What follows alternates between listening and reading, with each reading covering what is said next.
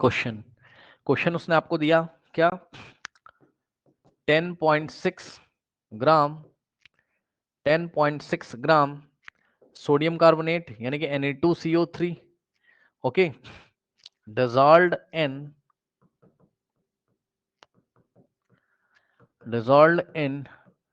200 millilitre solution.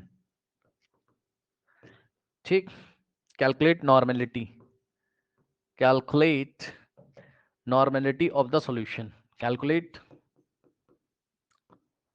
Normality of the solution. अब ध्यान देंगे स्टूडेंट्स, क्या कह रहा है 10.6 ग्राम, ये 10.6 लिखा हुआ है।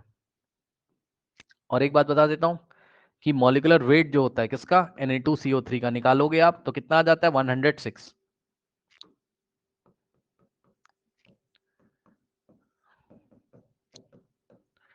ठीक, हाँ तो ये आ गया। अब सुनो, उसने बोला कि नॉर्मेलिटी निकाल दो, तो पहले मैं मोलारिटी निकाल लूंगा। मोलारिटी कैसे होता है मेरा, मोलारिटी का क्या डेफिनेशन था याद करिए, number of moles of solute divided by volume of solution in litre. ठीक, अगर ml में लिखा हुआ है, अब मैं डायरेक्ट डेफिनेशन लगा रहा हूं, ml में रखोगे 10⁻³ से मल्टीप्लाई करना पड़ेगा, तो number of moles of solute, solute कौन है यहाँ पर, sodium carbonate, moles of Na2CO3 divided by volume of solution in litre रख दे रहा हूं मैं सीधे। यहां से क्या आ जाएगा बताओ, मोलैरिटी मोल्स ऑफ Na2CO3 कितना आ जाएगा, given mass upon molar mass, given mass upon molar mass या molecular weight divided by volume of solution in litre. 200 ml है तो लीटर में कितना आएगा 0.2 लीटर। भाई इसको 1000 से डिवाइड करोगे तो वॉल्यूम आ जाएगा 0.2 लीटर। अब इसको सॉल्व कर लो, देख लो कितना आ जाएगा भाई। ये इधर आएगा तो 10⁻⁻1 हो जाएगा यहाँ से, तो 106 से 106 कट जाएगा और अपॉन में क्या आ गया 0.2, करेक्ट। अब यहां से पॉइंट यहां पर आएगा, ऊपर कुछ नहीं तो 1 लिख सकते हैं। ठीक, तो 1 इंटू 10⁻⁻1 और ये वाला पॉइंट राइट में जाएगा तो 2 इंटू 10⁻⁻1, 10⁻⁻1 से -1 कट गया, 1/2 का मतलब 0.5 मोलर, 0.5 मोलर मोलैरिटी आ गई। अब नॉर्मेलिटी निकाल लीजिए। So normality is equals to N factor, N F का मतलब N factor into molarity.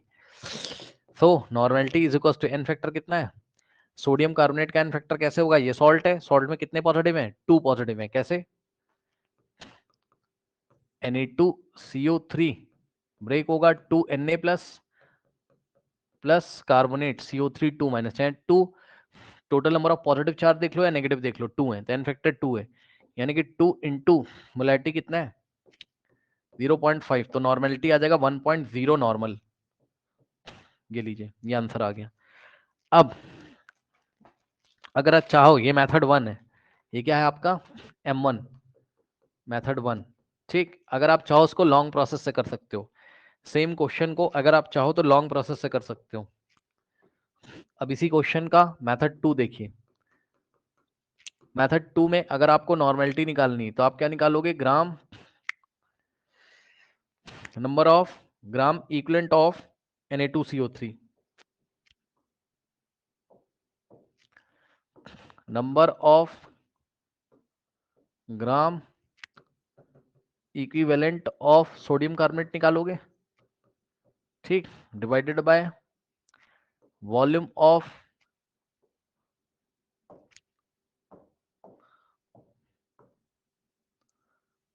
Of solution in litres. सही है। अब सुनो, नंबर ऑफ ग्राम इक्विवेलेंट कैसे निकालते हैं, तो उसके लिए फॉर्मूला मैंने आपको बताया था क्या, molecular weight upon equivalent wait है ना, तो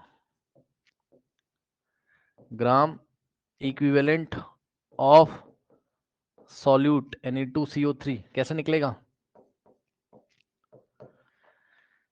ग्राम इक्विवेलेंट कैसे निकालना सिखाया था, चेक कर लो।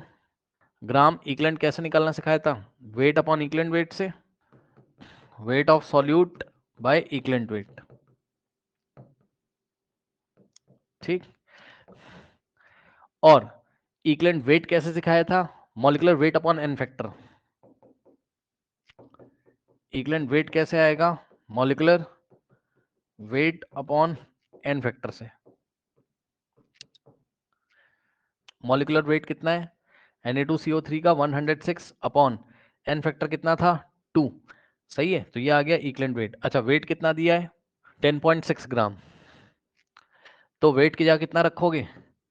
10.6 डिवाइडेड बाई इक्विवेलेंट वेट की जगह कितना रखोगे? 106/2। 106/2। सही है, ये पॉइंट को राइट हैंड साइड लेके आओगे, बनेगा 106/106 और ये वाला 2 जाएगा ऊपर, और पॉइंट को 1 प्लेस राइट में लाए थे 10 की पावर -1, ये इससे कट जाएगा 2 इंटू 10 की पावर -1 0.2।